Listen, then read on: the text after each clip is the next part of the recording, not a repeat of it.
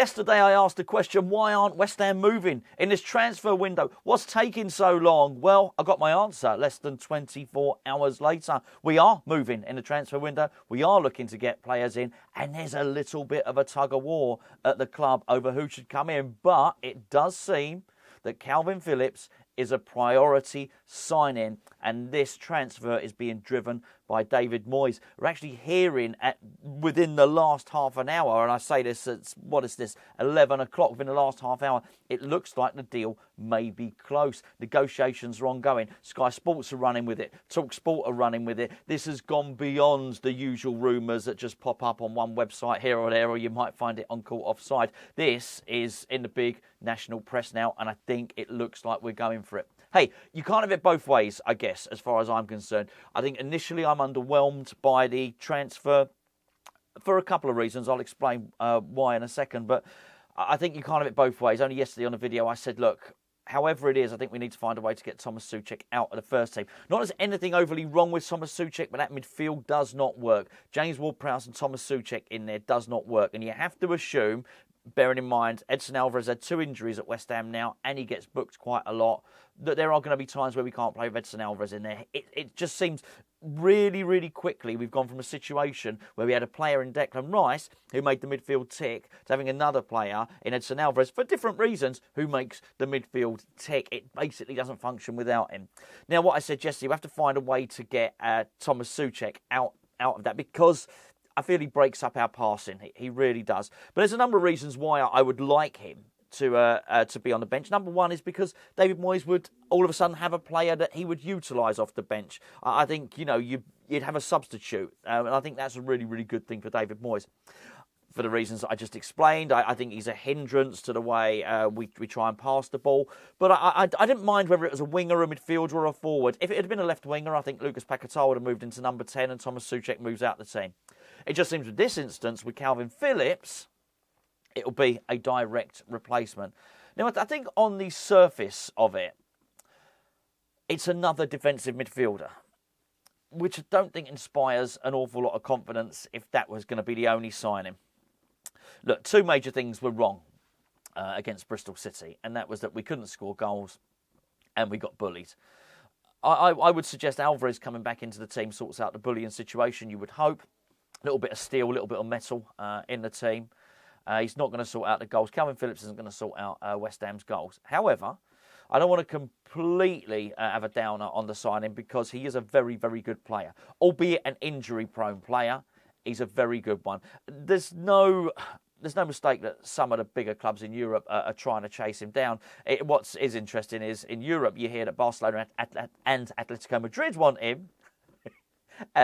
In England, it's Crystal Palace and West Ham. So look, I don't know, but I do think it'd be a really good signing for us, if and only if this is not our only signing. But this brings us to the tug of war part, doesn't it?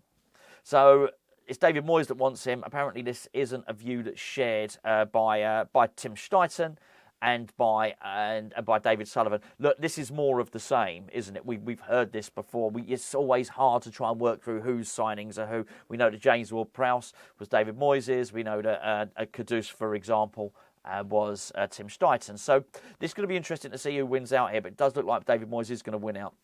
That points to other things, doesn't it? If David Moyes wins this transfer tug of war, I think it's safe to assume he will be getting a new deal. Well, I say that because it might just be a loan deal. And if it's a loan deal, you certainly don't assume that he's going to be here next season necessarily. The loan deal is £7 million loan fee. That's a lot of money. It really is an awful lot of money. One can only hope that if they're getting that sort of loan fee, then you'd hope for a massively discounted rate if we did go on to then buy him. £135,000 a week. It's been suggested that's a problem. I would ask Kalvin Phillips this. Well, I won't get to ask him, but I would if I could. What's more important? You're not playing football, mate, at all. You're going to have to take a little hit on your wages, I think, in an effort to play football. He's just not featuring at all for Manchester City. Maybe a little whiff of Jesse Lingard's situation here. I think also in the way that David Moyes has been chasing this guy for a long, long time. We don't need a scouting system for this player. We don't need a director of football for this player. everybody knows who Kalvin Phillips is, and David Moyes has been after him for a long time. A little whiff of the Harry Maguires about this one, actually.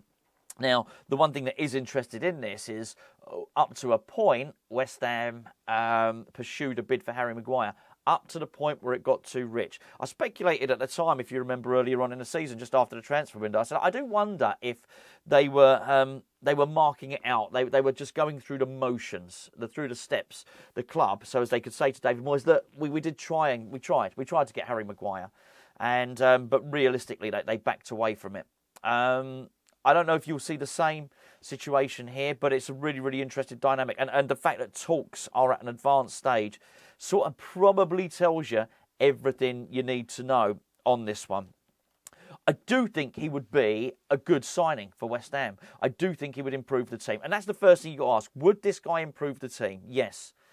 I guess in turn he would improve the squad, because then Souček becomes a usable player. Maybe Moyes would be more inclined then to use Souček off the bench as someone to in the attack, if you like, to play as that sort of, not a number 10 in the traditional sense, but someone who could get on and operate more in the, in the box in the last 10 minutes of a game if we're trying to win a game, rather than operating in the engine room where he's got to be responsible for us ticking over, for West Ham retaining the ball, and he's just so bad at that. He really is terrible at it.